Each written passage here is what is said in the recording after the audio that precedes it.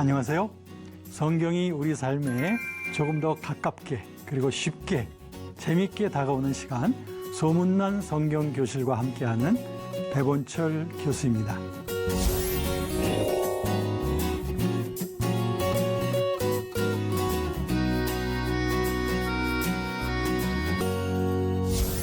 지난 시간 저와 여러분들은 우리 주변에 있는 극단적 갱신주의 이단에 대해서 살펴보았는데요.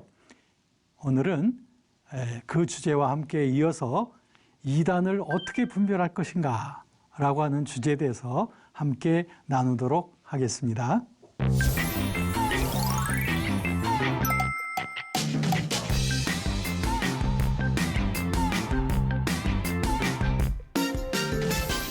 자, 여러분, 오늘날 이단들로 인해서 미혹당하고 계신 분들이 정말 많으신 것 같아요. 가정이 파탄나고 인생이 완전히 어렵게 되어지는 이런 일들이 이단으로 인하여 많이 일어나고 있습니다. 교회적으로나 또 가정적으로나 또 사회적으로나 이단의 문제는 정말 심각한 문제가 아닐 수 없습니다. 그럼에도 불구하고 이단이 어떤 것인지 또 어떻게 이단들을 분별할 수 있을 것인지를 우리가 알아가는 것이 정말 어렵습니다. 더군다나 우리 기독교에서 일어난 이단들 가운데 보면 다 성경을 가지고 또 우리에게 다가오기도 하거든요. 그래서 우리들은 그 이단에 대해서 분별하기가 매우 어렵다는 거죠. 그래서 오늘은 이 중요한 주제에 대해서 여러분과 함께 나누도록 할 겁니다. 자, 한번 보시면 이단을 분별하는 법. 자, 오늘의 궁극적인 목표는 이단을 어떻게 분별할 것인가 라고 하는 이 주제가 되겠습니다. 자, 우선 흥미로운 질문을 먼저 하나 드릴게요. 이단이 무엇일까요? 여러분들은 이단을 뭐라고 생각하십니까? 한번 말씀해 보신다면 이단. 학생들에게 이 주제에 대한 질문들을 여러 번 해봤습니다. 자, 이단이 뭐라고 생각하는가 한번 말해보라고 했어요. 다들 이단에 대한 뭔가 그 개념들을 갖고 있더라고요. 그런데 그 답변은 저마다 틀렸다는 것이 인상적이었습니다. 자, 보십시오. 대개 이단이 뭐냐라고 우리가 물어봤을 때 이 외에도 여러 가지가 있지만 적어도 한 4가지 정도의 그 답변들이 나왔어요. 뭐라면 성경으로 틀리면 이단이다 이런 말이 굉장히 많았고요. 그 다음에 끝이 다르면 이단이다 이것도 많았습니다. 하나씩 제가 설명을 드릴게요. 그 다음에 예수가 육체로 온 것을 부인하면 이단이다 이런 것도 있었어요. 그 다음에는 삼일체 교리를 안 믿으면 이단이다. 자, 여러분들은 이 4가지 중에서 어떤 그 개념을 갖고 계셨나요? 아니면 난 좀 다른 이단 관념을 갖고 있다 하시는 분도 계실지 몰라요. 자, 이제 하나씩 좀 설명을 드릴게요. 우선 성경에서 틀리면 이단인가? 그렇죠. 많은 이단들이 성경적으로 잘못된 해석을 말하게 되죠. 그렇기 때문에 성경에서 틀리면 이단이다. 그럼에도 불구하고 그럼 모든 이단들이 다 성경 해석이 다 틀리다는 얘기인가?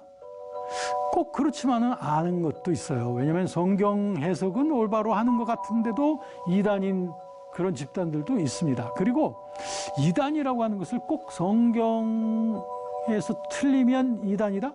그러면 저와 여러분들은 성경 해석이 항상 올바른가요?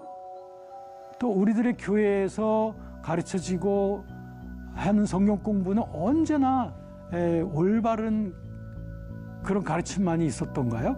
아니면 전혀 해석상에 있어서의 틀린 점이 없느냐 하는 거죠. 그렇지 않아요.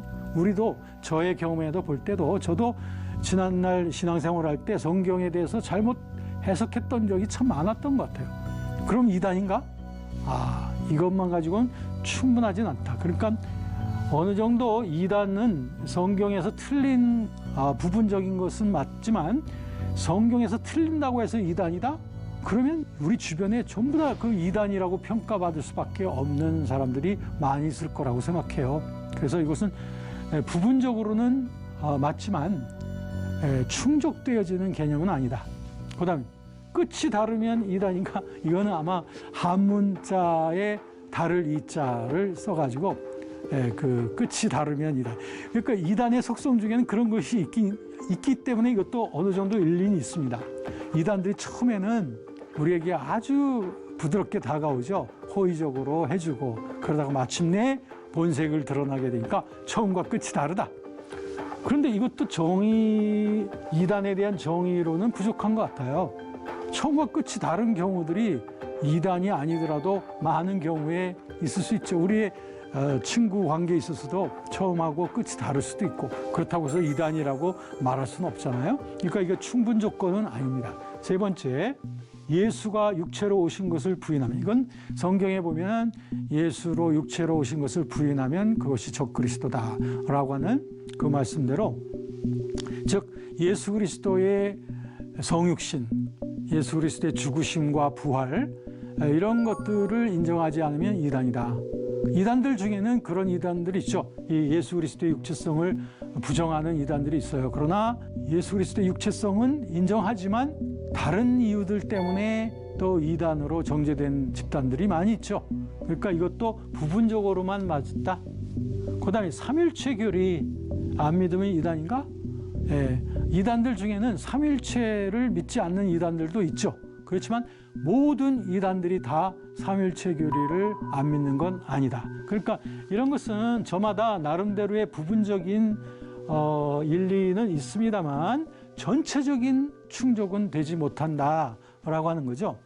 아마 여기까지는 여러분들도 다 그동안 생각을 해보고 고민을 해봤던 그런 내용이라고 생각을 합니다. 자, 그러면 이제 본격적으로 이단이란 무엇인가, 어떻게 분별해야 될 것인가 하는 주제를 다루기 위해서 한번 그 성경을 보도록 할게요. 로마서에 나와 있는 내용인데요. 로마서 16장 17절부터 18절에 있는 말씀인데요. 여기에 보면 특별히 그 이단과 관련되어진 그런 설명이 나옵니다.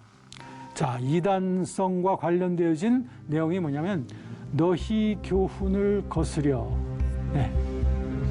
교훈을 거스리는 거예요. 교회의 가르침을 자꾸 거스리게 되는 이단들이. 그 다음에 분쟁, 이거 굉장히 중요해요.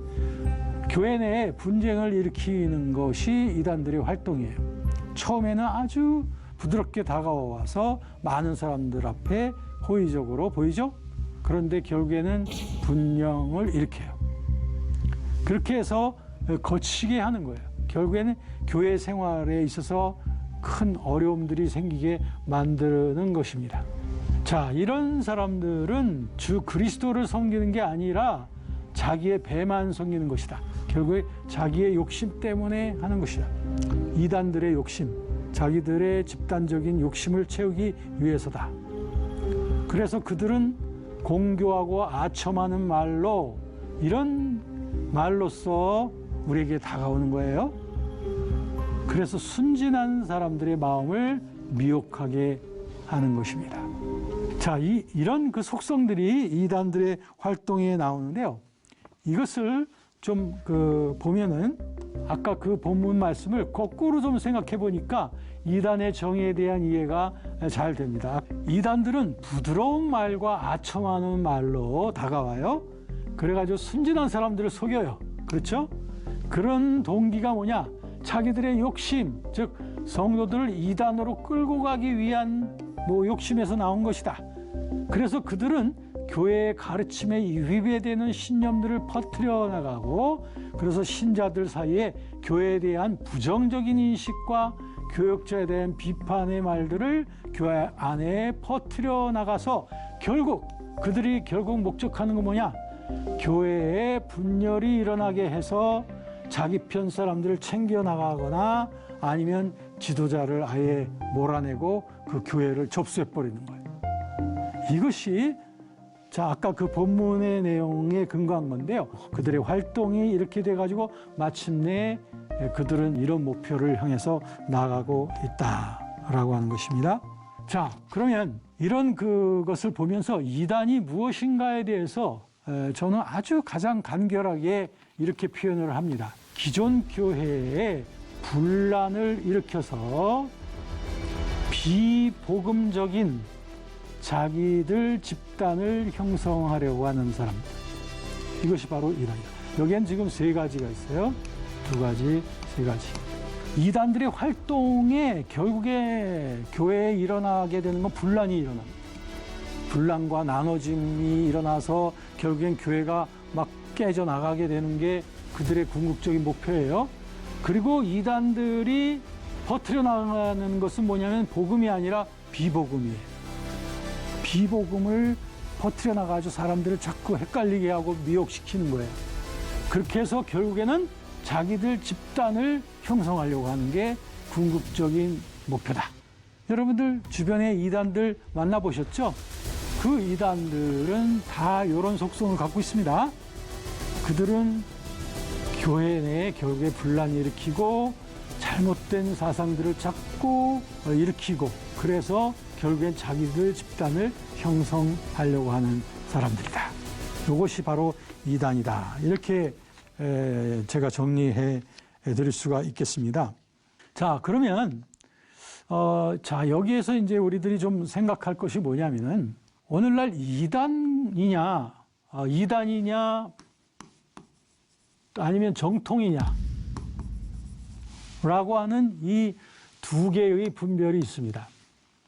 저 집단은 이단 집단이냐 정통 집단이냐. 그래서 소위 그 이단 문제 전문 기관들도 교계에 참 많이 있어요. 그래서 그들은 어떤 집단에 대한 그 자료를 의뢰 받아가지고 그걸 가지고 이단이냐 아니면 정통이냐라고 하는 것을 분별해서 발표합니다. 그런데 이와 같은 이단이냐 정통이냐라고 하는 그런 이런 분류법에 있어서 이와 같은 이분법은 말이죠. 우리에게 상당히 그 모호한 경계선에 대한 모호함을 우리에게 주고 있습니다. 그럼 어디서부터 어디까지가 이단이냐? 그 어디서부터 어디까지가 정통이냐? 아니, 아까 보았듯이 성경 해석이 조금 다르면 무조건 이단이 되는 건가? 또 삼위일체에 대한 해석이 조금 다르면 무조건 이단이 되는 건가? 등등 처음과 끝이 다르면 다 이단이 되는 것인가?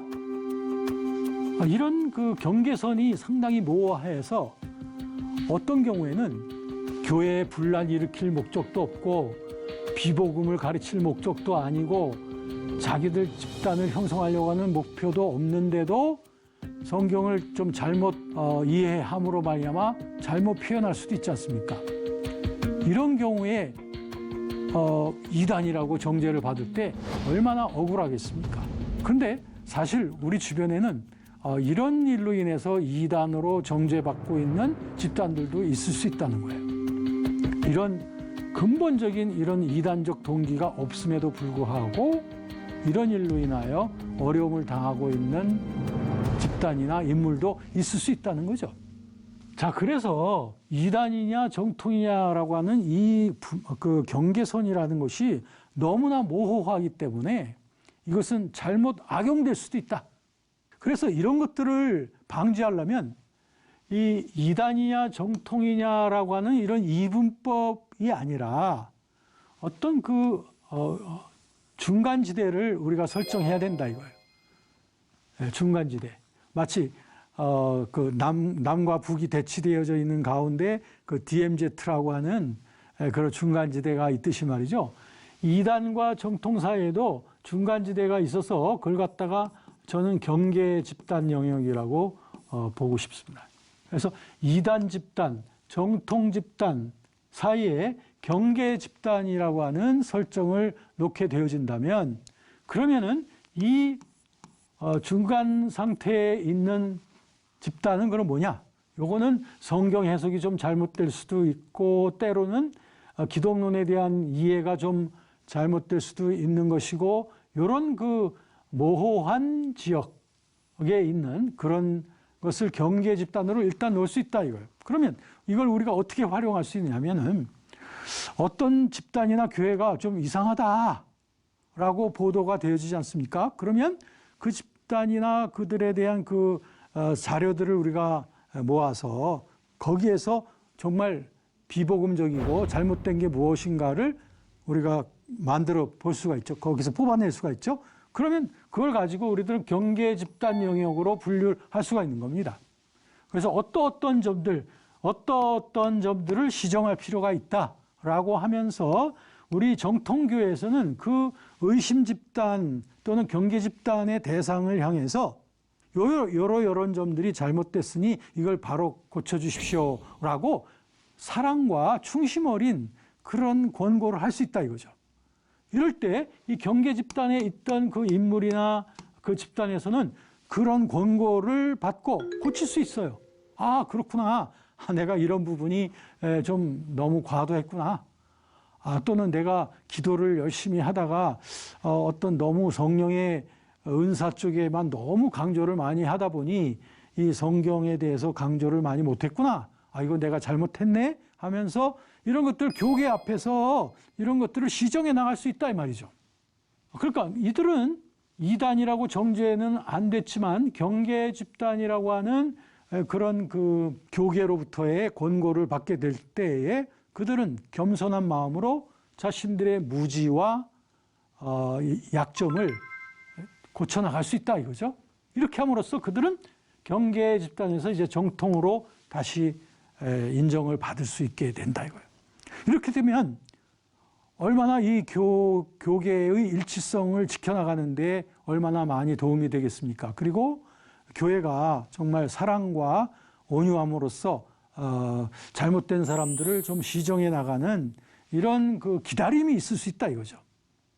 그래서 저는 적극적으로 이단과 정통이냐라고 하는 이분법보다는 그들 사이에 경계 영역을 넣어서 이단과 정통 사이의 경계 집단을 놓아서 여기에서 우리들이 사랑과 충심 어린 그런 권고를 우리가 할 수가 있는 것이고 또 여기에 대상에 속한 사람들은 고쳐나갈 수가 있습니다. 그렇게 해서 우리들은 정통적인 교회들을 지켜나갈 수 있는 것이다. 이렇게 말씀드릴 수 있죠.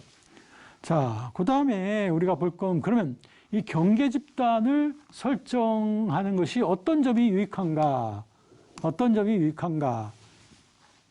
저는 적어도 이 경계 집단을 설정하게 되면 다소간 신학적 오류가 있는 집단이라 할지라도 지속적인 대화와 잘못된 점에 대한 교육을 통하여 그들을 정통신앙으로 다시 이끌어낼 수 있다. 매우 중요한 거라고 생각합니다. 성경에도 보면 너희 중에 그 범죄한 자들을 정말 온유한 심령으로 그들을 잘 권고해서 그들이 올바르게 돌아올 수 있도록 하라고 했습니다.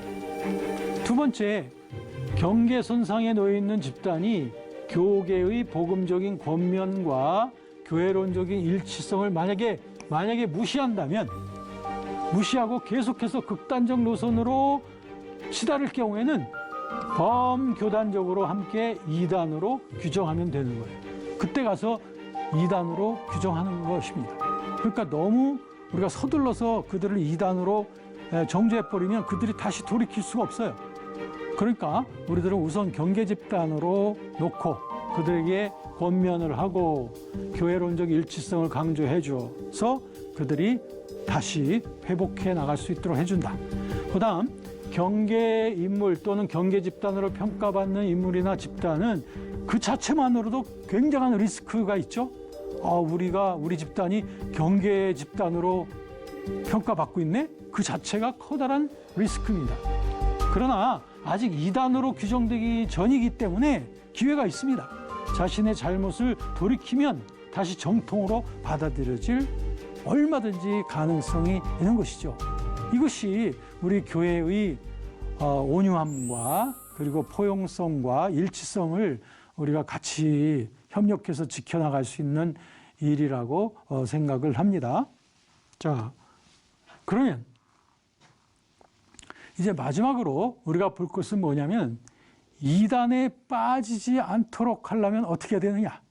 무엇보다도 성경 해석이 굉장히 중요합니다. 왜냐하면 성경 해석이 잘못되어져서 결국에 이단으로 빨려 들어가기도 하고 하는 경우들이 있어요. 그래서 이단에 빠지지 않으려면 성경에 대한 것을 우리가 올바르게 해석해야 돼요. 뭐냐면은 성경을 단순히 많이 읽는 것만 중요한 건 아니에요. 다독하는 거, 성경 다독도 중요해요. 그런데 올바르게 해석하는 거, 이거는 더욱더 중요합니다. 그래서 올바르게 성경을 해석하려면 어떻게 하냐? 성경 본문의 문맥에 맞아야 돼요. 그러려면 성경 구절들을 하나씩 뽑아가지고 그냥 자의적으로 해석하면 안 되고, 그 성경 구절들이 있는 문맥이 있지 않습니까? 그 문맥의 정신이 뭔지, 또 목표하는 것이 뭔지, 그리고 그 문맥의 배경은 뭔지, 이런 것들을 먼저 살피면서 다루면 좋습니다. 저도 이단들을 만나는 경우들이 상당히 많습니다. 이단들이 저한테 올 때는 성경 잠언에서 하나, 시편에서 한 구절 이런 식으로 뽑아가지고 그들이 교육받은 대로 그런 식으로 저한테 다가오지 않습니까? 그럴 때 저는 이렇게 답변하죠. 형제님, 그 구절은 그렇게 하나만 뽑아가지고 그렇게 자의적 해석만 하면 안 되고, 그 성경 구절이 있는 그 문맥을 보셔야 됩니다. 자, 형제님이 저한테 말씀한 그 성경의 문맥의 정신이 이런 겁니다. 이런 정신을 가지고 이 구절을 보니까 이런 식으로 해석을 해야 되네요 하면서 이단들에게 그렇게 답변을 하게 되면 이단들이 성경 가지고 더 이상 전개를 못하게 되더라고요. 그래서 문맥에 맞는 해석하는 훈련을 우리가 해야 됩니다. 그 다음에 성경은 항상 그리스도 중심적인 해석을 해야지 특정 인물을 우상화하는 그런 해석으로 나간다든지 어떤 사리사욕을 채우는 목적을 가지고 나간다면 안 되죠. 그리스도 중심적이어야 돼요. 그 다음에 건전한 복음주의적 신학에 입각한 해석이 되어야 됩니다. 그러니까는 복음적인 그런 정신으로 성경이 해석이 되어져야만 한다라고 하는 것입니다. 자, 그러므로 오늘 이 시간에 여러분들 보시면서 이제 이단이란 어떤 것인가, 또 어떻게 될 때 우리가 이단으로 빠져나가게 되는지, 그 다음에 이단을 분별할 때 단지 이단과 정통이라고 하는 이분법보다는 경계 집단에 대한 그런 세 가지의 이런 평가가 참 필요하다고 하는 것을 말씀드렸고요. 여러분하고 좀 정리하고 싶은 것은 무엇이냐면은 우리가 이단에 빠지지 않는 건강한 교회, 또 건강한 신도가 되려면 꼭 두 가지를 생각을 해야 됩니다. 그 첫 번째는 뭐냐면 성도들의 영혼이 복음으로 무장이 돼야 돼요.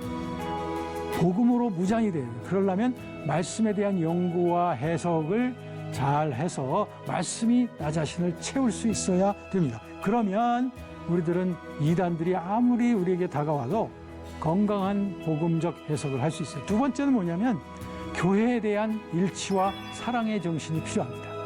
이단들이 우리에게 다가와서 우리를 유혹해 나가려고 해도 내가 교회에 대한 사랑의 마음을 가지고 있게 된다면 우리들은 이단들의 유혹에 쉽게 우리는 빠져나가지 않습니다. 그러므로 건강한 복음, 교회에 대한 사랑, 이 두 가지로 우리들은 이단에 미혹받지 않는 건강한 교회를 우리가 만들어가는 것, 이거 우리 모두의 귀한 책임이라고 생각을 합니다.